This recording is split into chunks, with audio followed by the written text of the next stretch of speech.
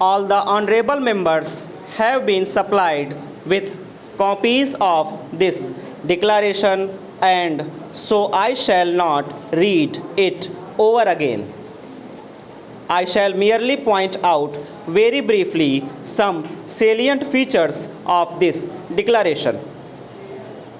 It is a short and simple document in 4 paragraphs. The first paragraph, it will be noticed, deals with the present position in law. It refers to the British Commonwealth of Nations and to the fact that the people in this Commonwealth owe a common allegiance to the Crown. That in law is the present position. The next paragraph of this declaration states that the Government of India have informed the governments of other Commonwealth countries that India is soon going to be sovereign independent republic. Further, that they desire to continue her full membership of the Commonwealth of Nations, accepting the King as a symbol of the free association. The third paragraph says that the other Commonwealth countries accept this, and the fourth paragraph ends by saying that all these countries remain united as free and equal members of the Commonwealth of Nations. You will notice that while in the first paragraph this is referred to as the British Commonwealth of Nations, in the subsequent paragraph it is referred to only as the Commonwealth of Nations.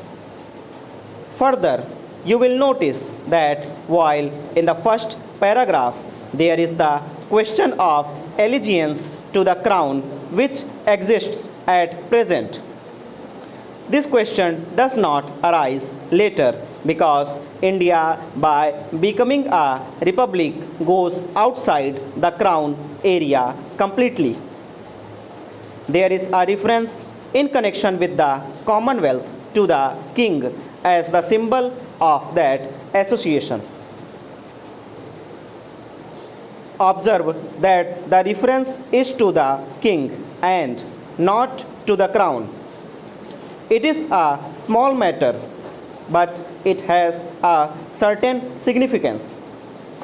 But the point is this, that insofar as the Republic of India is concerned, her constitution and her working are concerned, she has nothing to do with any external authority, and none of her subjects owe any allegiance to the King or any other external authority.